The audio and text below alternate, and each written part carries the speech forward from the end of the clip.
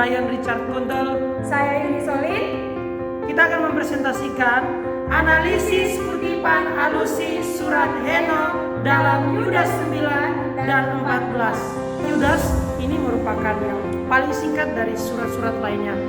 Dalam Alkitab, penulis surat ini mengatakan ia adalah hamba Yesus, saudara Yakobus. Di dalam penelitian ini kami akan mencoba mencari tahu apa yang melatar belakangi Yudas menulis surat yang singkat ini dan mengapa dalam surat ini ada beberapa kutipan dari kitab-kitab apokrifa yang tidak masuk dalam kanon. Yudas sendiri menulis untuk jemaat yang saat itu sudah mengikuti ajaran-ajaran guru palsu yang menyebabkan mereka meninggalkan iman mereka kepada Tuhan, sehingga Yudas memakai perumpamaan kutipan-kutipan yang bukan masuk kanon untuk dipakai mengajari jemaat saat itu. Tujuan dari surat Yudas, 1. Memperingatkan jemaat-jemaat. Kemudian yang kedua, ada 3 contoh yang dipakai Yudas. Kemudian yang ketiga, permasalahan dari surat Yudas. Memperingati jemaat-jemaat tentang ajaran palsu.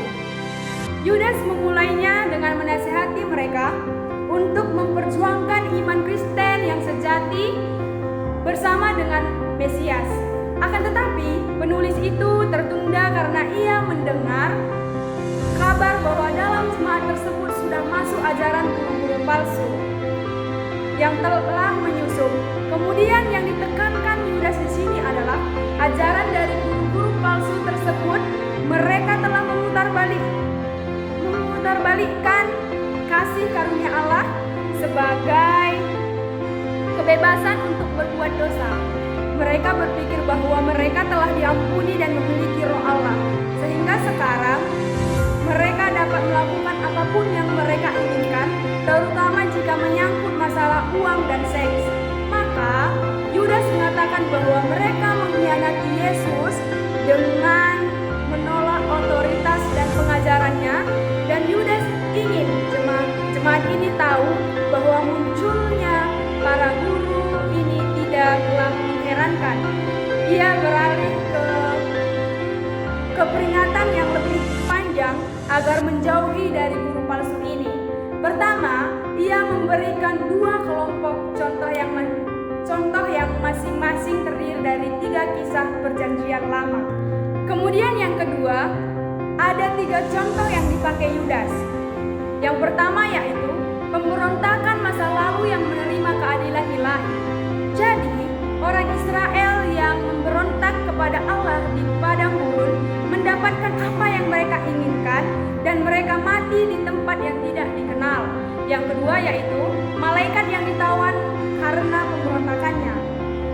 Kemudian Yudas mengangkat kisah tentang malaikat yang ditawannya karena pemberontakannya hingga mereka menghadapi keadilan Allah ini. Merujuk kepada dalam penafsiran kisah ini, Kejadian 6 yang ditulis dalam sebuah tulisan Yahudi yang terkenal, yaitu Henokh, di mana anak-anak Allah ditafsirkan sebagai para malaikat yang memberontak terhadap Allah, kemudian bersetubuh dengan para wanita lalu diadili. Yang ketiga yaitu permusuhan Sodom dan Gomora dalam kitab Kejadian. Kemudian Yesus menghubungkan cerita ini dengan contohnya yang ketiga tentang pemusnahan Sodom dan Gomora dalam kitab Kejadian, di mana para pria sedang mencoba berhubungan seks dengan para malaikat. Kedua kisah ini adalah tentang pemberontakan terhadap perintah Allah yang menyebabkan kepada imoralitas seksual, dan itulah tepatnya kesalahan dari guru-guru palsu ini. Ada satu contoh tambahan juga yang diangkat Yudas dalam satu teks Yahudi kuno yang cukup populer disebut Perjanjian Musa seperti Henokh. Teks ini bukanlah bagian dari teks Perjanjian Lama, dan ini merupakan penuntun kreatif tentang hari-hari dan kata terakhir Musa berdasarkan kitab Ulangan. Pada bagian yang dikutip Yudas ini diceritakan Musa telah meninggal dan di sana terdapat malaikat baik yaitu Mikael yang menolak tuduhan iblis terhadap Musa, tapi Mikael memutuskan untuk memberikan penghakiman terakhir hanya kepada Allah. Bagian ini kita mungkin terdengar cukup sangat aneh, tetapi bagi orang Yahudi yang dibesarkan dengan literatur ini, peringatan Yudas sangatlah masuk akal. Perilaku guru palsu ini memiliki akal kuno pemberontakan terhadap otoritas Allah. Imoralitas seksual menolak putusan Allah dan ini berhubungan dengan 3 contoh yang berikutnya. Ketiganya mengenai pemberontak-pemberontak yang kemudian merusak orang lain.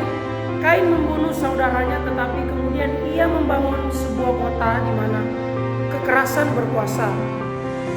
Bileam si penyihir tidak dapat mengutuk Israel sehingga ia membujuk mereka melakukan kejahatan seksual. Lalu Korah Imam Lewi memimpin pemberontakan terhadap Musa yang berujung kepada bagi orang lain mengakhiri ketiga contoh terakhir ini dengan rentetan gambaran perjanjian lama untuk menggambarkan para guru palsu. Mereka seperti gembala yang egois dari kitab Yeskel, atau seperti awan tanpa hujan dari kitab Amsal, atau seperti ombak laut yang ganas dari kitab Yesaya, dan penguasaan terhadap diri sendiri. Kemudian Yudas mengakhiri dengan mengutip 2 peringatan lainnya, yakni dari zaman dahulu dan zaman sekarang.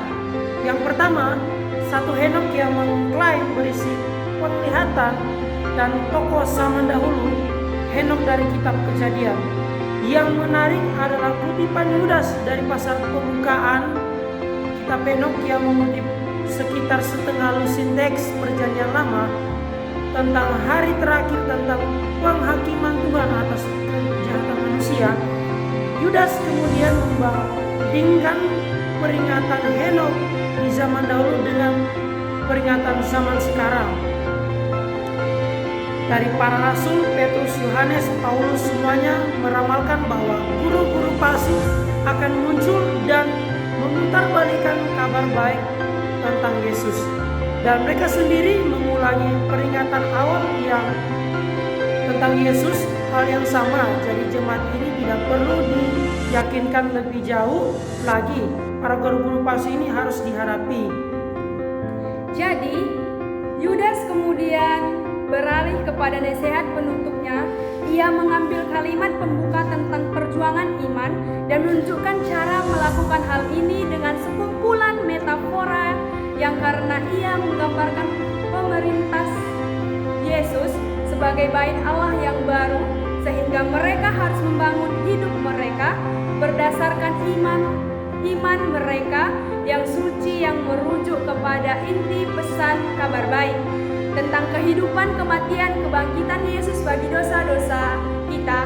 Atas dasar itu jemaat harus membangun dirinya dengan tekun berdoa, dengan mengabdikan diri kepada Allah melalui ketaatan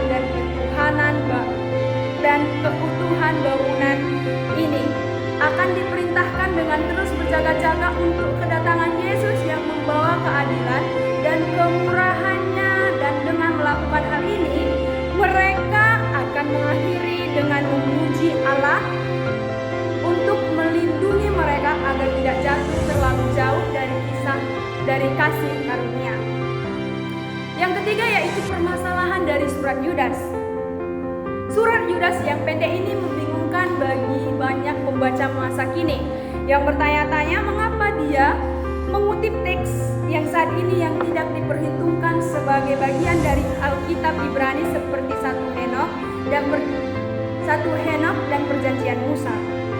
Penting untuk kita ingat bahwa budaya Yahudi di zaman ini terbenam dalam teks-teks keagamaan. Yesus beserta keluarga, semua orang Kristen Yahudi mula-mula tumbuh dengan membaca Alkitab Ibrani disertai banyak kitab yang kemudian muncul berdasarkan dan diilhami oleh kitab suci. Dan kita tahu bahwa dahulu telah terjadi tentang perdebatan apakah kitab-kitab yang muncul belakangan ini dipandang kitab suci atau tidak. Tapi apapun itu, semua itu tetaplah penting. Sebuah kitab tidak harus ada di Alkitab untuk menyatakan pesan penting kepada umat Allah. Jadi kesimpulannya adalah Surat Yudas merupakan surat yang mempunyai nilai tinggi secara seni. Dan di dalam kitab Apokrifa, khususnya kitab Henokh, ini isinya juga memiliki nilai seni yang tinggi meskipun itu tidak diilhamkan. Tetapi bukan berarti kita tutup mata dan tidak mempelajarinya. Lantas, mengapa penulis Alkitab mengutipnya? Nah, yang menjadi alasannya ialah dikutip dalam rangka sebagai sastra. Jadi Yudas mengutip bukan sebagai rangka. Yudas mengakui bahwa Apokrifa itu diilhamkan, tetapi seperti sastra yang bernilai atau adanya pandangan yang cocok dengan hal itu. Dan ada kata tertentu yang menolong serta menentukan seperti dalam kitab Yudas yang memiliki nilai-nilai moral yang menunjukkan. Sekian penjelasan dari kami.